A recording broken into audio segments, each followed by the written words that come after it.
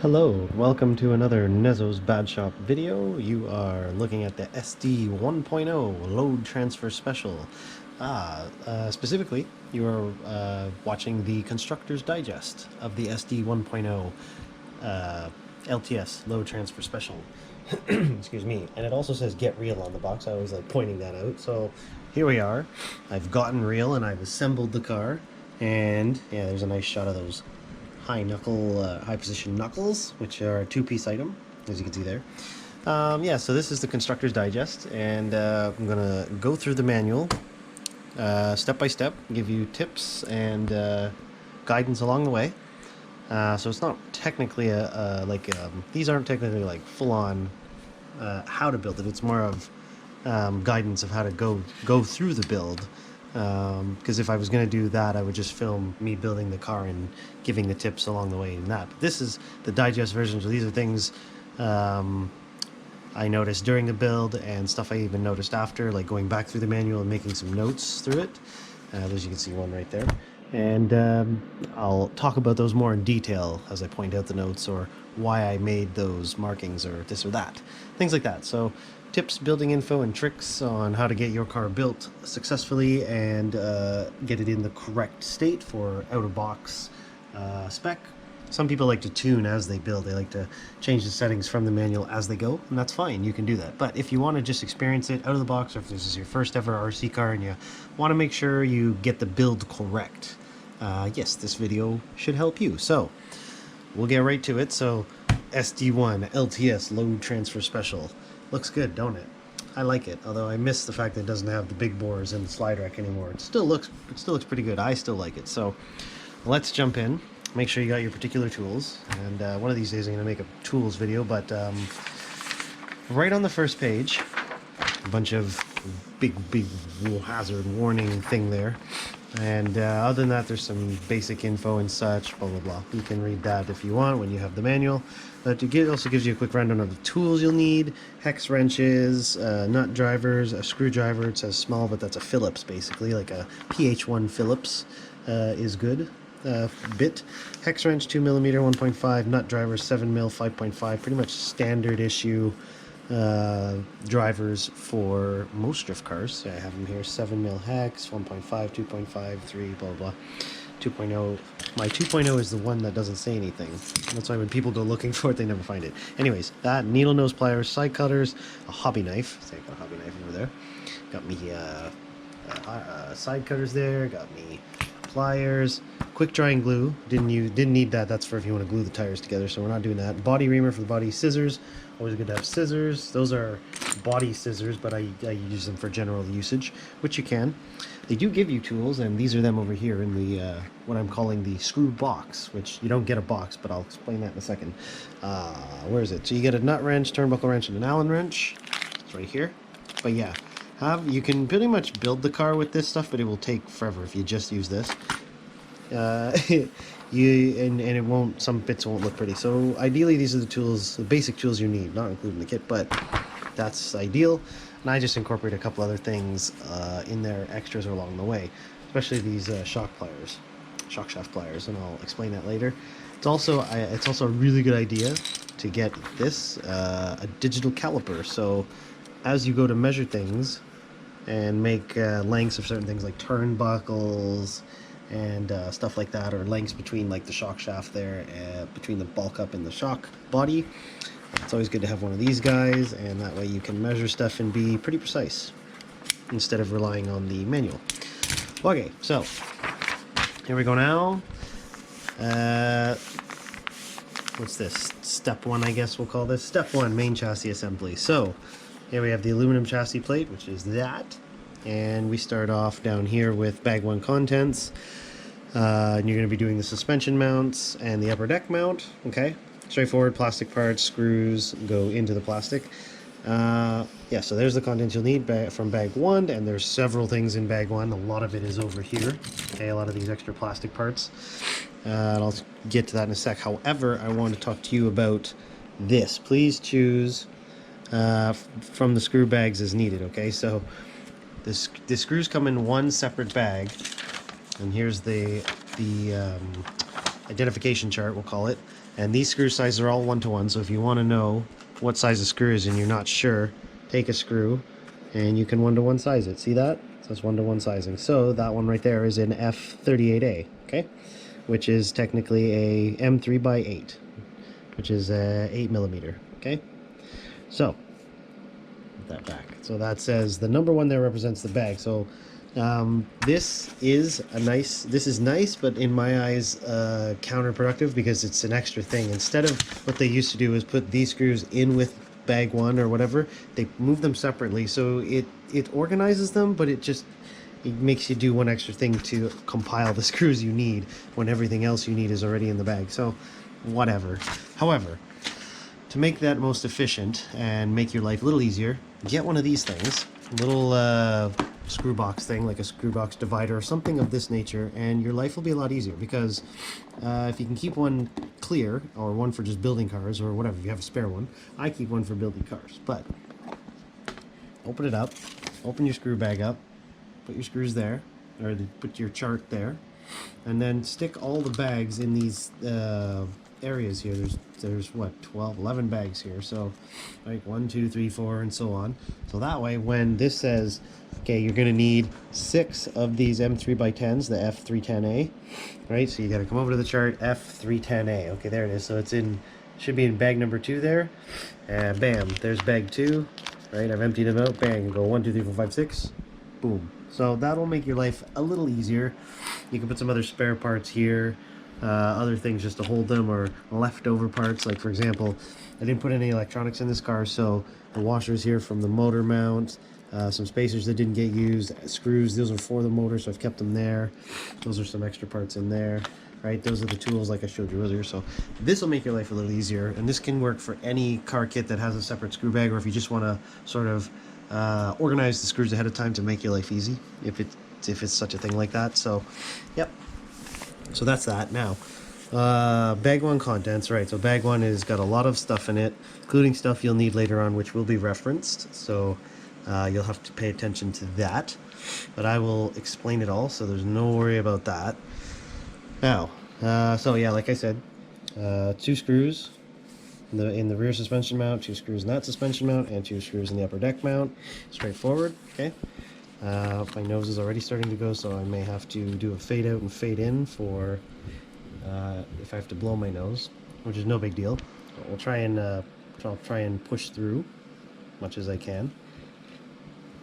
Now, step 2 here, we're using bag 2 contents. We're getting into the steering assembly, the bell crank, the plastic bell crank. Okay, so you need a lot of parts for here. Okay, so as I go through this, I won't usually reference exactly everything you need here, because it's all in the manual what you'll need, but you're going to see where it says parts used on the page, then there'll be a section for screws that'll be separate from the rest of the bag contents. Okay, so that's a sort of a general.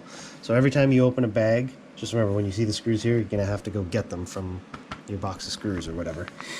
And so in this case, you need 2 of those screws, but here we're going to be making the ball cup turnbuckles for the steering bell crank, and those are the steering rods, and that says that's 1-to-1. It's pretty close, and you can always measure with the caliper as well. So make those to 54.7mm, okay, and use the ball cups that they call, what do they call those those ones are the medium-sized ones, okay? The medium-sized ones, that's fine. Now, I wrote a little note, because these new 4.8mm spec ball cups, they have a little I guess I'll call it a lip. They have a little lip on one side, so one side of these are more open than the other, so they're easier to put on one side than the other. Just to make, just tell you that, so your life is easier. And when you make these, you'll notice this little line right here. That depicts which way, I believe, is counter-threaded. So that's the one that you got to spin the ball cup on backwards. I believe that's what it is. Let me just look real quick. I think that's what it is. Anyways, either way, wherever you see that marking there, pay attention to it. So see, the marking is towards the inside, towards the bell crank, the rack here, so to say. So same on both sides. Put it inward, even though they're not showing it there. That's the idea. so that when you adjust things, they adjust sort of similar. Okay, so let's see here. So yeah, you'll make those, and then you attach them with 2 ball studs there, and pay attention to the black marked holder. That's where you put the ball stud, and install your steering rods on there, and then make your servo rod link right there, the 1-to-1. And these are the ball cup that are called small, but oh yeah, those are the small ones. Sorry, those are the small ones. I was gonna say super small SS, but that's not true. Those are the small ones. Okay, so you can see the 2 size difference. And I might have to blow my nose in a second here. It's not gonna be a big one, but if my nose keeps running like it always does when I film these things, then yes, I'll blow my nose, which I think I'm gonna have to here. Excuse me 1 second.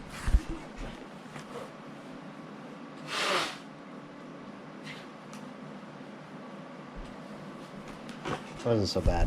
Walk away from the camera when I do that. I just like to shoot these one shot instead of doing a lot of fade in, fade out. Anyways, make your steering rod link. Sorry, servo rod link, okay? And ball stud M goes on there. Same ball stud is on the rack up there. Ball stud M onto this bell crank arm. And then once you've done that, use these center link pins that go through the rack onto the steering arm, or the bell crank arms there, okay? When you come down to the bell crank posts here, make sure you put thread locker. It doesn't say to, but make sure you put thread locker on those screws that go into those bell crank posts, because they are aluminum and because the steering rack does take quite a bit of load, especially that one right there. And it's common that one of these screws, usually this one, because that's the one that, this is the post that takes most of the load being on that arm. This screw usually, yeah, with all that load, it will work itself loose from the post and come out. So put some thread locker on there, and that will prevent that. And it's because it's going into aluminum. Anytime I put screws into aluminum, doesn't matter what the function of the part is, anytime I put thread locker on it, because I do not want it to come apart on track. And so far my car has held together pretty good. And usually only when parts fall off it is because they've worn out completely, which that was my drive shaft recently.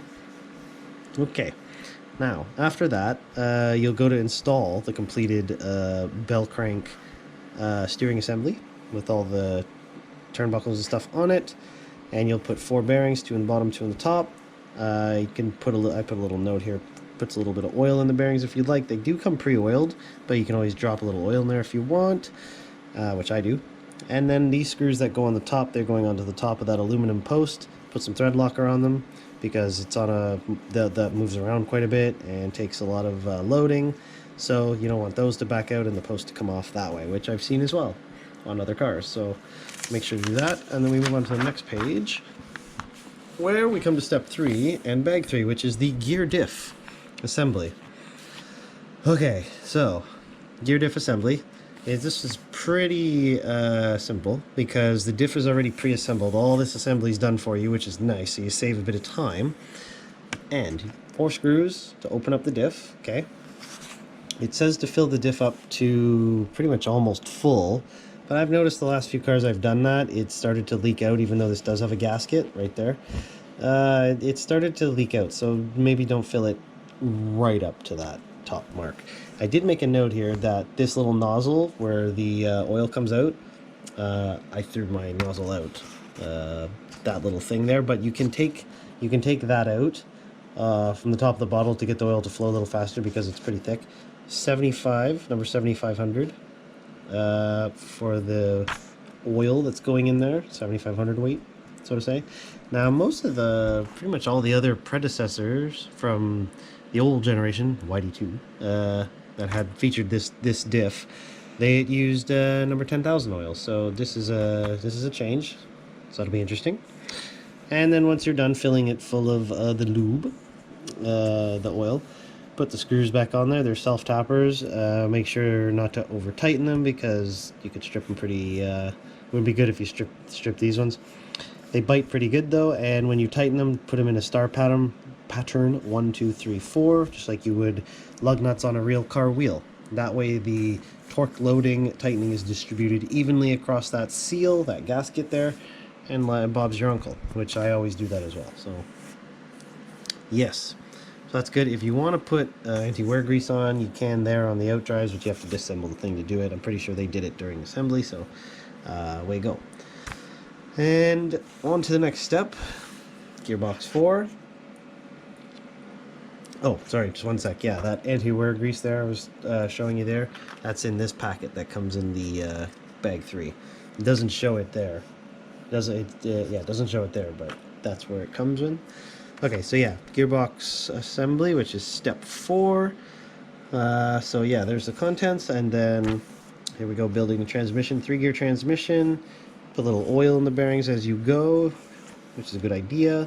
Everything kind of fits together nicely there. Bearings in the gear, what's that called? Idler shaft into the transmission casing there, the gearbox. I like to use the names that are there, just so you know, generally. And then yeah, when you go to put this case on, remember to put the bearing on that part of the transmission, or sorry, that part of the main input shaft, top shaft as they call it. Otherwise it'll flop around on that side of the case there. And then all the screws, and where you see all these 12 screws, these M3x12, those are the black holes that they want those. And then the other two over here that go there are the 315 ones, the 15 millers, okay? Just so you know, just so you pay attention to that. Continuing on the gearbox, we have, what's this? Yeah, so this is the differential you assembled step 3. Put some bearings, the 2 big bearings on the side of the diff, and put some oil in them, and then the gearbox cap, all that screwing into plastic, so no need for Loctite. Screw that together, and then we come to the rear brace. Now they give you 2 choices. You can do a low mount rear brace or a high mount, and I'm not entirely sure the benefit, because you're mounting the battery mount here to the top of the deck. So it's this mount right here. So you have a choice of putting it low like I did, as per the pictures and all the media that I saw about the car from a sort of factory setting. So we're going with low mount. I went with low mount. I wrote the note here. Photos show low mounting using low as box setting. So that's what I did. And here on the manual it says the ball ends are included in bag 1. I think they mean the rear brace is included in bag 1, which it is amongst all this plastic here. Okay, so I just wrote that in there, probably a small typo. Things like that happen, and it's written over here too, the ball ends are included in bag 1. So that's the rear brace. They just, small typo, so that's what that is. So yeah, that's, if you get confused, that's what that was about.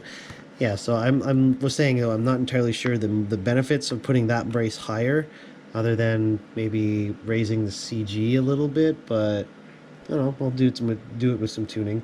The only other thing is that it would, yeah, prevent you from mounting the motor in low position, because I believe that's an option with this car in the SD series. So anyways, I did low mount, and just depicts here how you would mount the because you gotta flip it basically when you flips where the screw goes onto the pin. Basically that flips sides.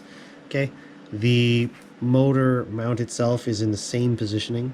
All of this screwing into plastics and screw it together, and that's showing on that position, that part where they want the screw. So basically all the way, when you're mounting the motor mount up high like that, all the way in that bottom position there. Okay, and going to the bottom of the page, we get to, once you finish the motor plate, spur gear mount, spur gear itself, and mounting it to the top shaft. So it doesn't say to, but of course that is an aluminum part. This is the spur gear, which is pretty important. Takes a lot of abuse and a lot of braking and revving, so there's a lot of vibrations that can go through there. Thread lock those screws, otherwise they'll probably come out. I've seen it happen, and that's never fun. So yeah, it's always a good idea. So put some thread lock on that. Okay, make sure you put the pin in that shaft, don't forget to do that. And then that set screw, definitely put thread locker on that. A number of times I've seen set screws come out of motor pinions, or spur gear holders, or even ones that are part of wheel hubs, knuckles, like all that stuff. They always come out when they're not thread locked. So thread lock that. Then when you install it on the shaft, make sure you tighten that screw on the flat part of the shaft. Okay, so it bites in there good, and it will wiggle around and all that stuff, because you do not want that. That will not be good. Okay, moving on. That would be right. So when we move on, you'll have completed the transmission and we'll bolt it onto the car, which is simple to do. So drop it on there, and that's where you'll be screwing it to if you put it in low mode. Sorry, I was looking over the camera and had it in Weeble mode there. 2 screws there, 4 screws at the bottom. Okay, if you do it in the top side, you'll be waiting for the upper deck, I believe. So it just shows no 2 screws going on there. So you have to wait, but you put the 4 screws at the bottom for the transmission. Yeah, and they forgot here. I just noticed that says rear brace low mount. They forgot to put the English here, but basically that's rear brace high mount. Okay, that's what that is. All right. Now, once you get the transmission in the car, you can go ahead and install the motor. If you're doing electronics while you build the car, I chose not to, just so that I could show off all of the chassis as it's been built. In some of the other videos, I realized that yeah, I had rims installed or even electronics installed, and not that it made it like, you know, entirely impossible to see things. It just presented, sometimes it'd be like, oh, let me move the wheel here, and then you can kind of see. No, let's look at all of it without a wheel, or the speed controller would, you know, block a small view of some brace or something. So I decided no, we'll leave it like that. So if you do the motor, here's how you do it. Okay. And for sure thread lock the motor screws. Surprising amount of people have told me they don't thread lock the motor screws, or even the spur gear set screw, or the motor pinion screw set screw, that thing. Oh, I forgot to write the thing as well. Thread lock that. Okay, put thread locker on that. You don't want your pinion to come off during driving. 9 times out of 10 it will break the spur gear, which is not good, or comes off in a weird way and it bends the motor shaft. I've seen it happen. It's not nice and it sounds terrible. So put some thread locker, use the washer, and yes, you'll have great success. Okay, and it talks about meshing the gear here. You want about 0.3 millimeters worth of backlash. That's the teeth. That's the amount of play in between the gear. There's a quick way of doing this. You can stick a piece of paper between the 2 gears, between this gear and the pinion gear, and you can set the mesh that way. I'm going to make a video at some point depicting all that, how to set motor mesh. I'm old school from racing days, and I was taught how to set motor pinion mesh manually, the things to look for and what to feel and all that sort of stuff. So in a video I can try and do that later on, but yeah, you want to set the mesh like that. And if you're stuck or unsure, ask a friend or even the hobby shop. They'll probably help you on how to set the mesh correctly, because it's pretty quick to do it. Okay, so that's that. Excuse me, a random yawn out of nowhere. Take a little quick drink while I film. We are 23 minutes deep on this Constructor's Digest. How's everybody doing? If you're following along, building the car as you go through this, that's okay too. That's good. That's even better. Yes, and at this point, most of my Constructor's Digests are around 35, 40 minutes, 45 minutes, I think. I don't think I've had one about an hour, but it's about, at this point, you're almost halfway finished, I think. Getting on for about halfway through the car, because there's 12 bags, and we're on, what bag are we coming up to? Bag 5, step 7 here. So yeah. Excuse me, let's have a little drink there. Things are going well. So there's also here, I just want to point out, pinion chart here. If you're wanting to do options or wondering what sizes you can run up to, there's a chart there. Okay. Now moving on, step 7, servo installation. This is bag number 5. Okay. Servo mounts are included in bag 1, and they're on the tree over here. And you actually get 2 sets of them, because they have to give you 2 trees for the shock mounts that come on the trees. So there's servo mounts right there. Okay. Now, if you put the servo in, this is how you do it during the installation. If not, you can ignore this and skip ahead to the next step. However, use the washer and the screwing into plastic. Make sure they are facing this way, the double hole, because there's, look, double hole. Oh, sorry, here, let's put it here. Double hole, okay, see the 2 holes? And then this side is single hole. And that is important, because You see the hole on the bottom, how it's offset, it's not in the middle? Yes, that depicts how the servo, or it will orientate on the chassis, how it will sit. And that's important for the spacing and on the positioning here, okay? Make sure you choose the servo horn most correct for your servos, for your servo for this. Most drift servos now, low profile, pretty much all of them are using 25 tooth. Not all, but I'd say like 95% of them are using 25 tooth. It's the one I keep having to go look for. I've got lots of the SK and H. I got lots of those, but the Yokomo Futaba, that F is 25 tooth. So that's the most popular one. Okay, just FYI, and make sure that ball stud's on what would be the back side of the horn, okay? See it there, the back side? And then install the servo into the chassis right there. There's the servo mounts right there, and you can see I've got the double, there's the second hole. And there we go. And that's when I put my servo in. And when you get that done, you can move on to the next page, which is step 8. Front bulkhead installation. Now this was neat because this was a little bit different to what we've seen before, and I'll show it off as we go.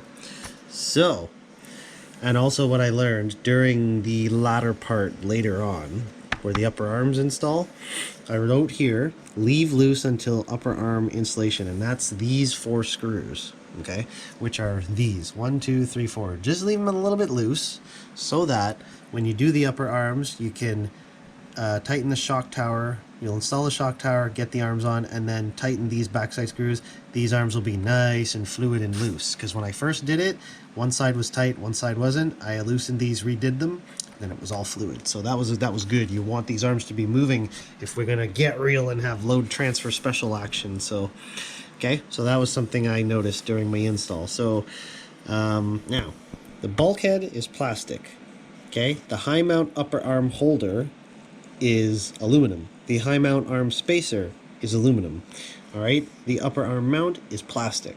However, you are screwing into, when you mount it further, when you mount it to the chassis onto that piece, which is the rear of the bulkhead, that's plastic. So these screws are going into plastic, so you don't have to reef them in right away, or that sort of thing. Now we don't need Loctite basically as well. I just wanted to point that all out because I didn't realize until I opened this all up that those 2 pieces were aluminum, and there they are right there. And they're nice, they look nice, so I like that. It's a nice touch. So I lost aluminum slide rack, lost the big bores aluminum, but we got some more aluminum there. That's nice. And that's the shock tower too. We'll get to that in a sec. But yeah, those are those pieces, okay? So install as you see. 2 screws, and stack those accordingly, and pay attention to the positioning here. You see the top side is shorter and is more round. This is more square on the bottom of that, okay? And the positioning is also key because it won't fit this part if you get it wrong. Actually, there's only one way to install that like the screw ways, but it's this, okay? Just note the position. And once you get to this set of screws, 2 spacers that they give you, the 3mm aluminum spacers to go into the bulkhead rear. You'll install that like that, and then the whole bulkhead gets bolted to the chassis. Okay, so after you get that bolted to chassis with 4 screws, shock tower assembly step 9. And oh right, so yeah, sorry, just before we finish step 8 there, step 8 uses bag contents 6, and it'll say that in the manual anyway, just to point it out. Shock tower assembly, step 9. Now, this uses the plastic shocks, so it's different mounting to the big bore, which was, this is different to the SD 1.0 regular, I guess I'll call it, or standard. I don't know, call it regular, I guess. Original, V1, oh. Anyways, so it uses the O-ring mounting, see it here, the O-ring style mounting for the top of the shocks. And it does tell you to use a spacer, they give you that as well. However, I wrote here thread lock because I have seen even these loosen themselves off while driving, drifting, and crashing is all vibrations. And they've loosened themselves off and shocks have fallen off the chassis. So, yep, that's an aluminum piece there. That's why I'm saying that. See, you can see it's aluminum. So that's aluminum, so put a little thread lock on it and put it in that position on the shock tower. And that's the new high position shock tower. There it is. Looks nice. I like it. Looks kind of neat. And you gain an extra position of adjustment on that top side. There's 3 holes there, right?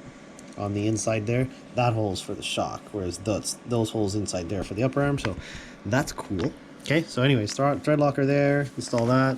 Rear shock tower, pretty much the same thing, thread locker on those pieces, no spacer on the shock mount, but for the ball stud for the rear upper link, the turnbuckle link for the upper side of the rear knuckle, there's 3mm spacer, and I wrote put thread locker on the ball stud because yeah, I've seen these come out too. Yeah, and they want it to go right there on the shock tower, the ball stud. Okay, and the shock mount, they want it to go there, third hole on the top side, third on the yeah. Anyways, right there. Did you see it? Brain wouldn't let me describe it. And one other thing to note, when you put this on the ball stud, the ball cup, these ball cups, the L, they call it, the large, these ones are included in bag 2 on the tree that I forgot to show off earlier, but it's basically this tree, and those are the spare ones. You'll end up with the angled ones, but that's the ball cup tree. Okay, these are the longest ones. The longest ones are, I'll call them positional because see, it says note position, so they're flat on one side and they dip down on the other. And when you put them on like that, they're pretty simple to go on because the little lip I was talking about earlier is on the bottom side. It's on that side of the ball cup, so that'll pop right on. That's a great success. And it depicts down here how to make these turnbuckles, the long ball cups and your turnbuckle. And there's that line I was talking about. Pay attention to that. And yeah, that's the one-to-one depiction. And then install those on the shock tower, and then we go straight to bolting the this is the rear shock tower. We go straight to bolting the rear shock tower straight to the transmission case. I'll flip my car around here. There's the rear shock tower, so you take it and bolt it right to the rear of the transmission casing, and away we go. Okay. Now, after you do that, you can move on to the next page. And not that one, this one, which takes you into step 10, front upper arm installation. Okay, so first thing, build your front upper arms, one-to-one depiction, long ball cup, and note the positioning. Okay, away you go. And then you will proceed to install the shock tower that you completed on the step before into the front bulkhead. Now, I did a little drawing down here because you don't actually see, they don't illustrate which hole that goes in, and I did a little test fitting just to make sure, because they show it back here, but it wasn't clear right away, to me anyway, just by looking at this, where it was supposed to go. Like, it kind of shows it, but it kind of doesn't. So as I depicted that, I installed all these things, the spacers and the arms, put that all on first in that hole, then test fitted with this. Okay, and what I found was it eventually went into that mid hole. See it there, mid inside hole.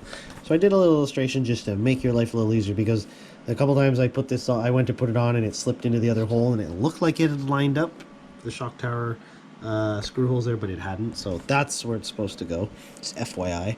And then I put, I forgot to write it here, but those screws screw into the shock tower, those little guys, and I did put Loctite on them because they do come out. I've seen it. It's rare, but I have seen one, at least one in my mechanic career at the car track. I've seen one come out, and then it caused the pin to come out, which the whole front upper arm and spacers yeeted and ended up on the track, which we found them all too. It was crazy. Anyways, I put it there. I forgot to write it, but that's that.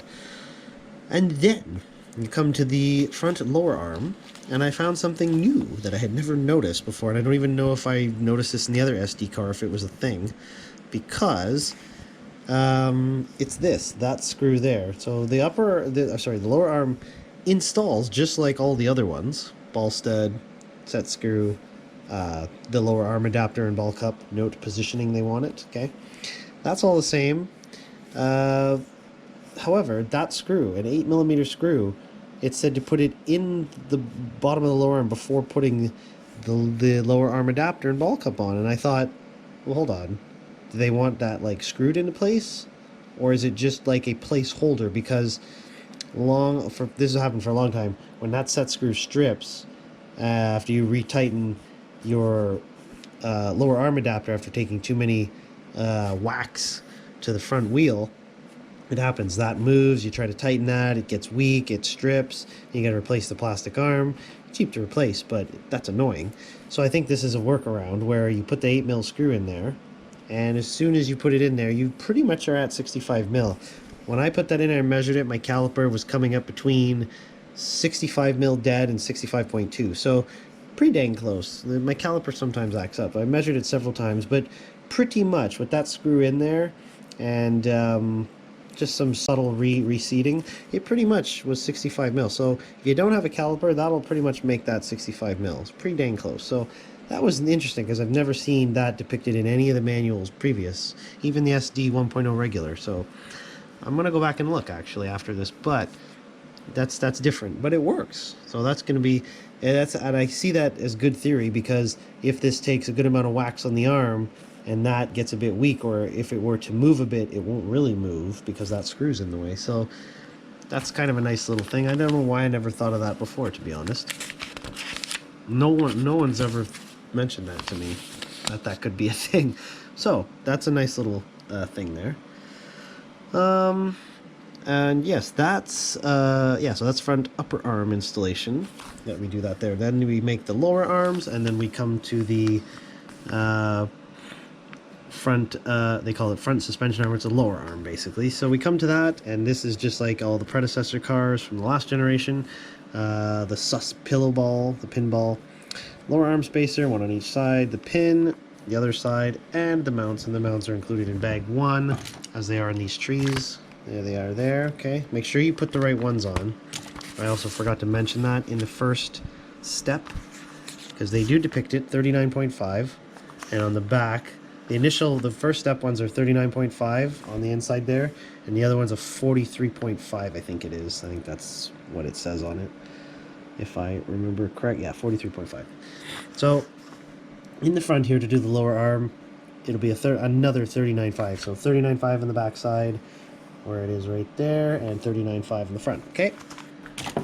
Now, once you do that, okay, 2 screws in the bottom, that's how you pop it together, and then 2 screws in the bottom, screws together, and away you go. That's screwing into plastic, and then, after you do that, we move on to step 12, which is the steering block installation. That's the knuckle, that's this guy, the high positioning knuckle, okay? So, thread locker. I drew it everywhere because this knuckle is a 2-piece aluminum, and everything you're screwing into that aluminum, and that's a really stressful area, or it takes a lot of load and stress. So we don't want any of that coming apart. Definitely me. I do not want that coming apart. So thread locker. Do the steering stopper. Do the 2 screws that bolt the knuckle together. Do all the ball studs that go into the top, the bottom, and the steering rod, the link, okay? Don't want any of them coming out, especially during a competition. But you will note, please, the positioning here for your installation of that stopper, okay? And the ball studs that are in use here, because there's one SS ball stud, the super small, that goes on the top, okay? See that is? That's like a 1-to-1 there. And then that's the S ball stud, and you want that here and here, okay? Make sure you put those in the correct positioning, and there's where exactly they want it installed. And on the bearings, put a little oil like I noted there, okay? But make sure you do the thread locker thing, or that, for sure that'll fall apart. Just because it takes the wheels loading there, you're going to be like, it's going to be taking a lot of this action right in the trenches of everything. So, and if you're like me doing crazy gutter runs, yeah, you're going to be sending a lot of stress through all those things. So after that, do the wheel hub pin and the wheel hub and the nylon wheel nut, which those are so nice.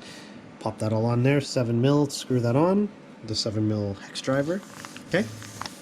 Do the right side in the same manner. Then once you got them both installed, pop them on, and yeah, those ball cups that you previously installed should be in those noted positions, and when they are, everything snaps on really nice. The only thing in this area here, in this installation, that isn't noted position is these ball cups, which were the M, and they don't have this differentiating top and bottom side. They're the same on both sides, but where the stud goes into, there is that little lip, and these go on easier one side than the other. Okay. And once you complete that, you can move on to finishing the rear end, which is a rear hub carrier assembly. Okay, step 13. What bag are we on here? Bag 8. The last one we're on bag 8 as well. Okay, so same bag. And the wheel hubs are right here. They're on those trays, tree. You get 2 of them, so I took them off the other one, but that's where they are from step 1, or bag 1, sorry. Okay, so get your rear uprights, the rear hub carriers they call it. Drive shafts are pre-assembled. There's the installation. You can put the black grease on it if you want to, but they are pre-assembled. So you take that, your bearings, put some oil in it, and your ball stud L with the super long thread. Okay, I put a little star there. 3mm spacer, screw that into that noted position right there, and do the same for each side. Once you do that installation, wheel hub pin, wheel hubs, and this is the thin one. I should have noted that. This wheel hub here on the front is thick. See how wide it is? Okay. The one on the rear is thinner. See? Different. So that's an 8mm wheel hex right there. That's a 5mm. Okay, just for reference, because they don't say it. They just say thin and thick. But that's technically a 5mm right there. In case you want to put an aluminum upgrade right away and keep the stock setting. 5mm, 8mm. Okay. Once you do that, you can move down to the rear hub carrier installation, which goes on the suspension arm and then onto the car. And this is step 14 we move to, which is using bag 9. Okay. And it's a pretty straightforward thing here. Take the hub carrier and put it into the suspension arm, your pin, your screw. Make sure you put that or the pin will fall out. This is where I think the only time you use the Phillips PH1 screwdriver to screw that screw into there, ball stud into the lower arm, and I'll just make a little note factoid here. That ball stud used to screw into the middle hole for most of the predecessor cars, so here it's in the inner hole. Interesting little change. And that, I think, has to do with all the loadly transfer mode, as we're gonna find out. So once you do that, flip the the page over. The thing, brain is shutting off after this. You guys still there? 42 minutes deep.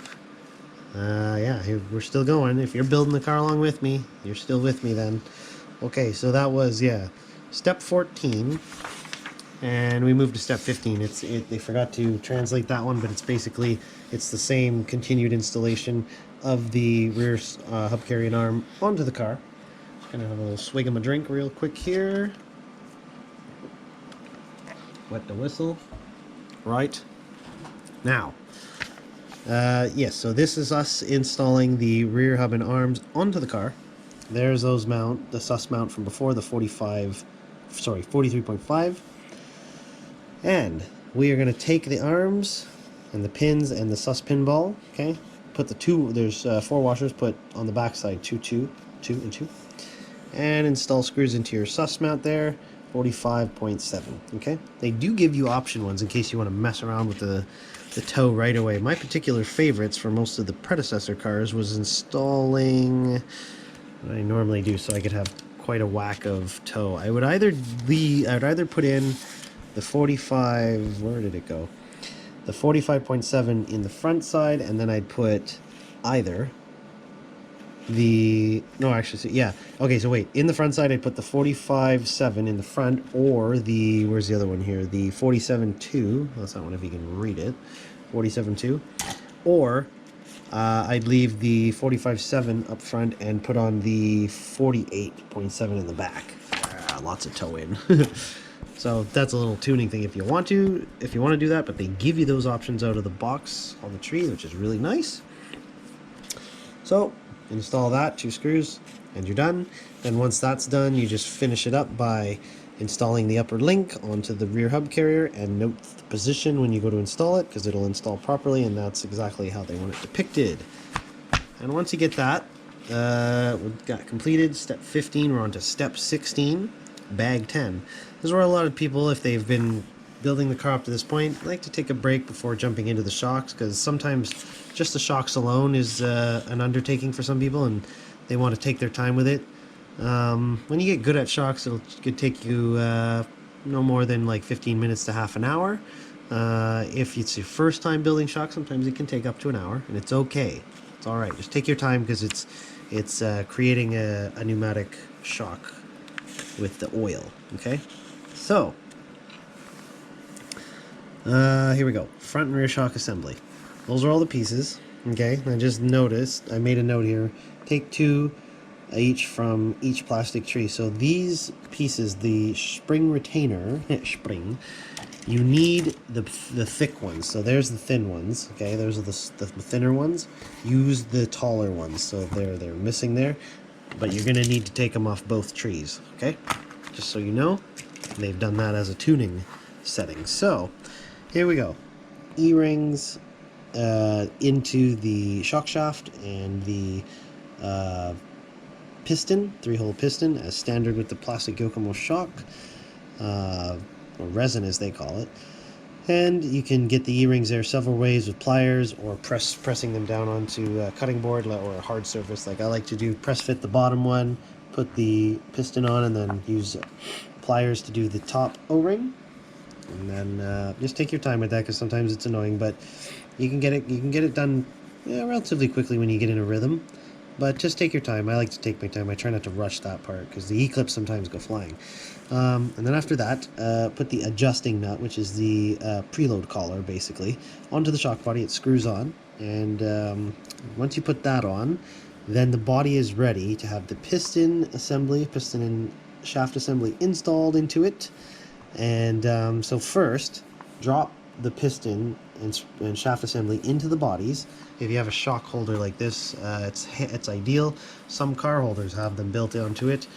This was a little 3D printed one that a friend made me, so this was really handy. And half the time you could probably get one from someone that 3D prints for relatively cheap, or print one yourself if you have it. It's a godsend, just for holding the shocks up and out of the way, and for making pouring oil and stuff easy, so you can pour oil all at once. But yes, that note there, it says oil the O-ring before installing on shaft, and I made that note because I want you to put the piston and shock shaft through the bodies first, and then when you're ready to install the O-ring, take some of the shock oil. Here it is, here, number 50. It's not depicted on the thing here, but this is the oil right there. It's depicted there, but not in here. That's the thingy, okay? The oil. Take the oil, take the O-ring, put it on your finger or on some flat surface. Put oil into the O-ring. Get the O-ring nice and lubed with oil in it, and then put it onto the shock shaft. By doing this and oiling up that O-ring, it allows you to push the O-ring past the threads of the shock super easily and super smoothly with next to no resistance. And it also prevents most 99% possibility, it will prevent the threads gouging the O-ring upon assembly. Because if you put that on dry, or if you put the O-ring in the body first and then put the shaft through it, you'll definitely cut or mark up the O-ring, which will cause it to leak sooner. So don't do that. So put oil on the O-ring, get it nice and lubed, and then put it through the shock shaft, and it slides like right on when you do that. And then put it into the body of the shock, and use the O-ring collar and the O-ring cap, and complete the assembly. Screw it onto the bottom.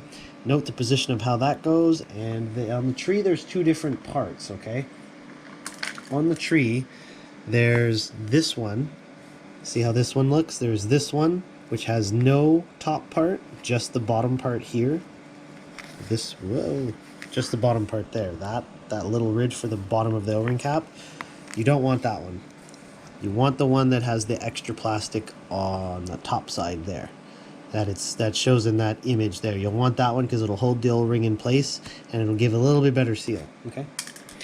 So once you do that, make sure that you put the shock end, as they call it, and it's the ball cup basically, onto the end of the shock shaft, and they want 10 millimeter clearance between the shock body and the ball cup. You can measure it with a caliper, but basically if you screw that ball cup all the way and cover all the threads, that's pretty much 10 millimeter, okay? Two ways to do that. If you don't have a pair of these shock shaft pliers where you put the shaft in between there, clamp it, right? So you put it in between, clamp it, hold it, and then screw your ball cup on to the shock shaft. If you don't have those, use a pair of pliers, but put some Kleenex or a towel or a cloth between the pliers' teeth, and then clamp the shaft of your shock shaft, and screw your ball cup on, okay? And once you do that, then you can line it up in your little shock holder or whatever you've got. I like to put it in the holder because it makes life a lot easier, but you can freehand it. It's just a little bit more tedious. So fill your shocks with oil. Make sure the piston's all the way at bottom dead center. That shaft is pulled all the way down. Fill it with oil, and then slowly, well, as I said here, fill it and then slowly work the shock shaft up and down. Basically, do that, okay? Slowly though. The first one, you'll want to go up slowly and then down slowly. As you go down, you'll see a lot of bubbles come up. You'll see a lot of bubbles. That's the air coming out of the shock. We have to bleed the shock and get rid of those air bubbles, okay? It's very important, or your shock will feel very pooey and very like blah, blah. It won't be smooth at all. Damping will be affected. We will not have load transferly special, okay?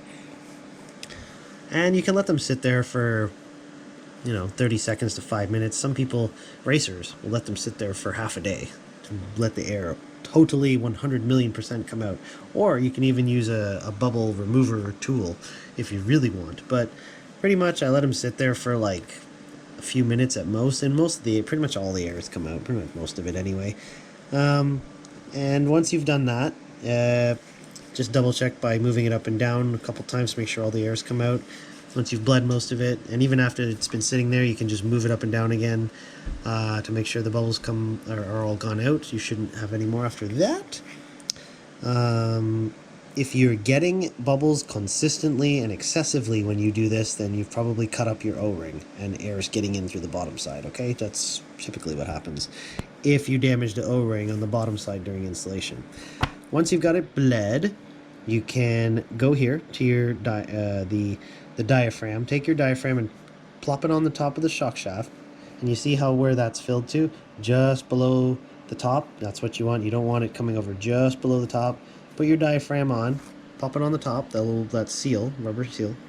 Then take your shock cap and the cap nut, the top of it, put that on the bladder, okay, the diaphragm as they call it. Put it on the bladder, put your cap nut on and screw it on. Usually 99% of the time you do it like this. When you screw that cap nut on, the right amount of oil will pop out from the bladder and the cap nut. Wipe it with a Kleenex or a cloth, whatever, and the right amount of oil will come out, and the shock should be set correctly. So when you push it in, the shock shaft, it should come back out at you at equal amount of force and smoothly. It shouldn't come out jittery, it shouldn't come out half, it should come right back out.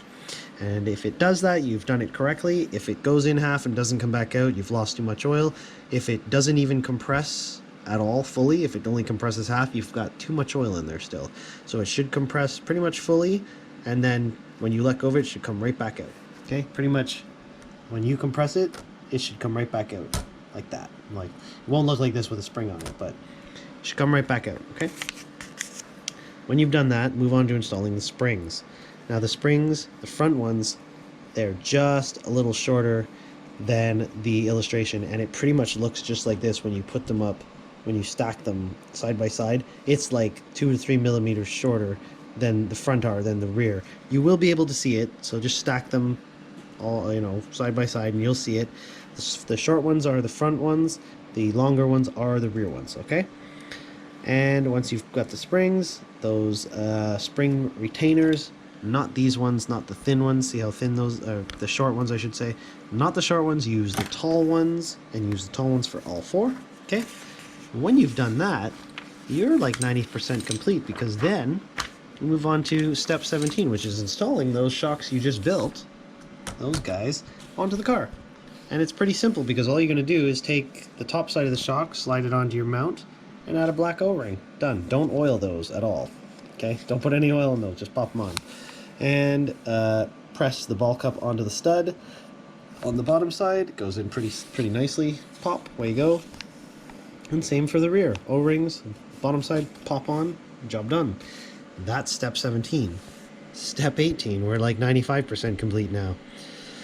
Bumper and body post, okay? So step 18, this is the front. Install the bumper, 3 screws. Install your body posts. I like to press those body posts into that square area because there's a little square indentation on the bottom of the post. Press it into that square, hammer your screw into it, you're done. And that's the bumper body post installation. Step 18. Moving over to the next page, it says 19, okay? Step 19, but basically you're continuing the bumper body post installation. It's continuing of the front, but they call it step 19 because you're doing the rear body post. And what I noticed here is, put a start, foam bumper, up to you, because most predecessor cars say put the foam bumper on and then put this top brace on with 2 screws. There's no bumper depicted here at all, or even says it's an option, but it's up to you. I decided I wouldn't put one as per the instruction. They give you one anyway. They give you a foam bumper. So if you're new to it and you want to protect your car, you know, that kind of thing, or protect what you're crashing into, that sort of thing, when you're learning, foam bumper, okay? After that, install your pins and body mountery thingies there if you want. I just like putting the hood pins, or the body pins. I just like using those separately. I'm old school. But you can use those body mount holder things, helps hold the body a little bit. Rear body posts, four screws total, 2 on each side. Note the position because that post is different orientation when you swing it back around, and you only get 1 set of that. I thought you would have gotten 2, but you only get 1. So anyways, whatever. Because you get so many extra you get a bunch of extra plastic trees in there. Okay, and this little note here, I'd never seen it before, at least I never noticed it before. When making a rear mounting hole in the body, make it 4.5 millimeters behind the marked position. And the only theory I can deduce from that is when you're mounting a body on these body posts, when they're still full length and you haven't pre-trimmed them, it's, I guess, because the body will be not sit level, slanted, like cockeyed. When you make your marking from where that post actually sits, they're saying make it 4 mil behind the marking position, because I've seen this where people have made this mistake. Body post at full height, they boot the marking, they drill the hole, and body post being on a slant when these are, here, let me flip the car over so you see, if I can, I'll do a depiction, look. If you just pop a body on a car, that's what it will look like. It'll be on an angle, okay? So when you drill your holes, by the time you set the car down where this, let's say this is a body, and let's say we've matched the wheel wells perfectly as the way it sits like this. You drill the holes, you think everything's good. When you go to mount it on the car and it flops down straight, the wheel wells will be a little bit off and the body will be a little bit stressed because they'll be pulling on the poles. And I think that's why they're making that note here of the 4.5 millimeter. I want to try that on some sort of practice body at some point. I'll get back to you guys about that, but I believe what that's for. But me, I'd pre-trim them a little bit before doing a body mounting so that you can get the body mostly level and get the wheel wells correct, or as lined up as possible. Anyways, moving on. That's completing step 19 with them body posts and the bumpers.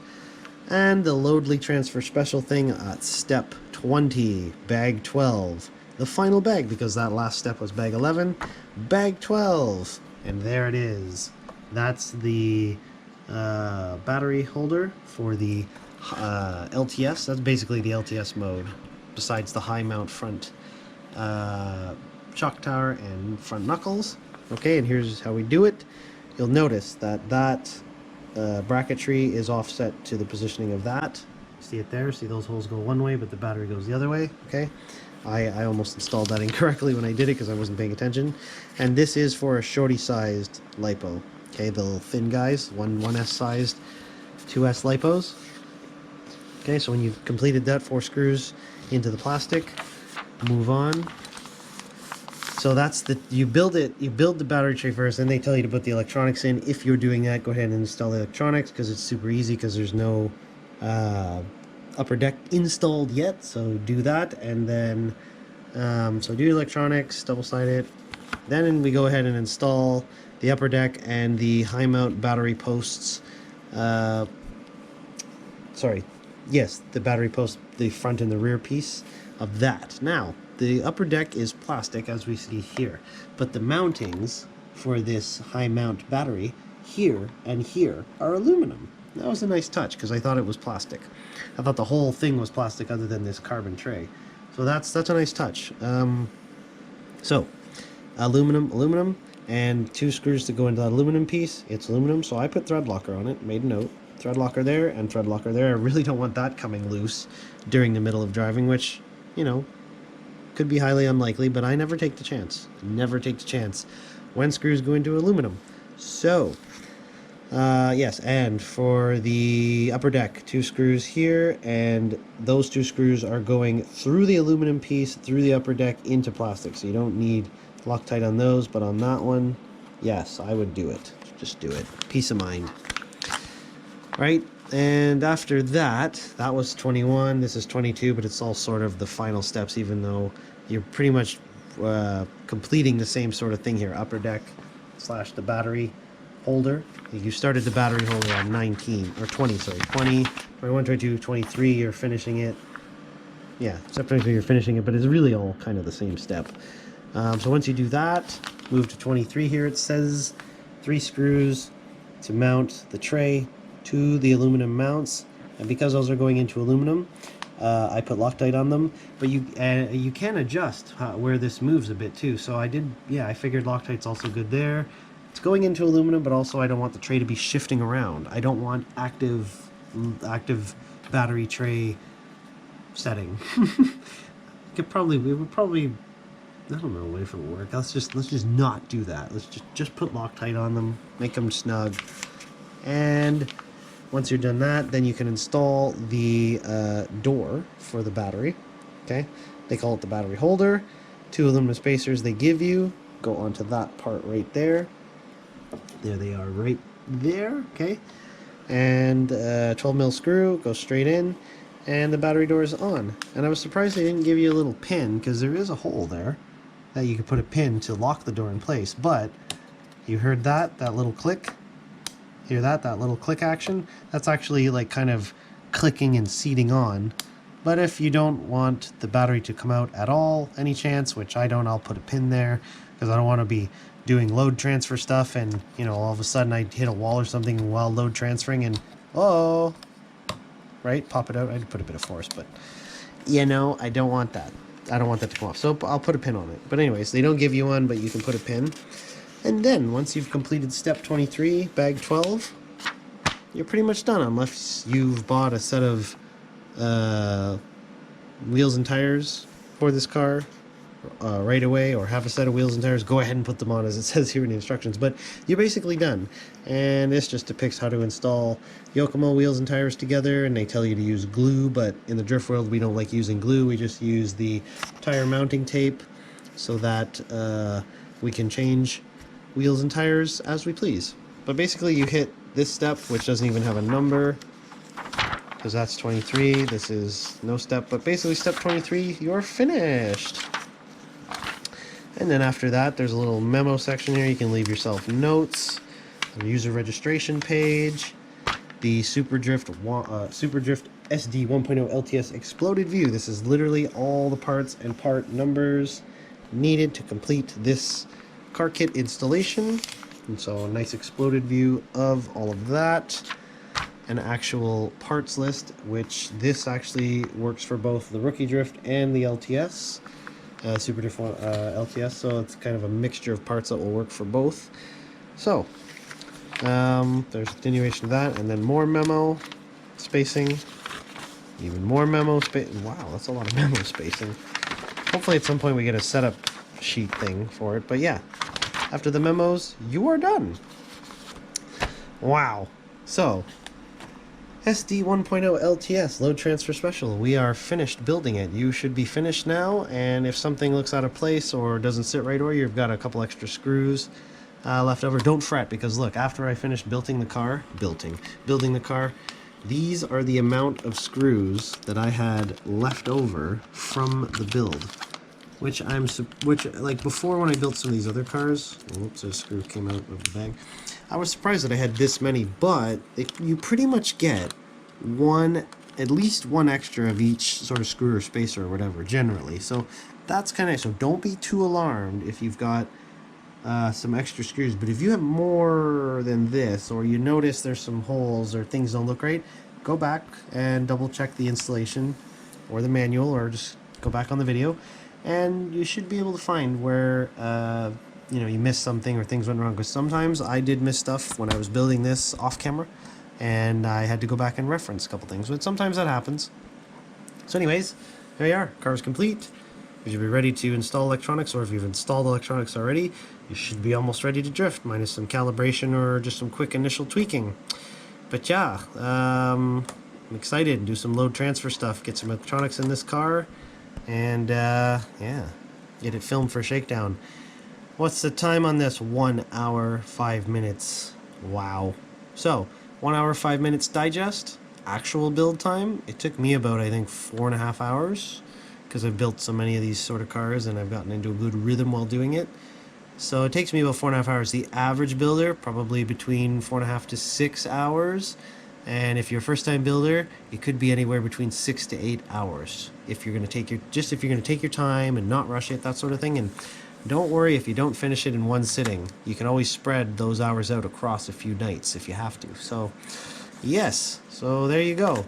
Go get something to eat, hydrate, whatever you got to do, and congrats on finishing your build of the SD 1.0 LTS. Soon you'll see this one on track, and yeah, let me know in the comments what you think. If you've got one, if you just built it, if you've tuned it or anything like that, like, comment, subscribe.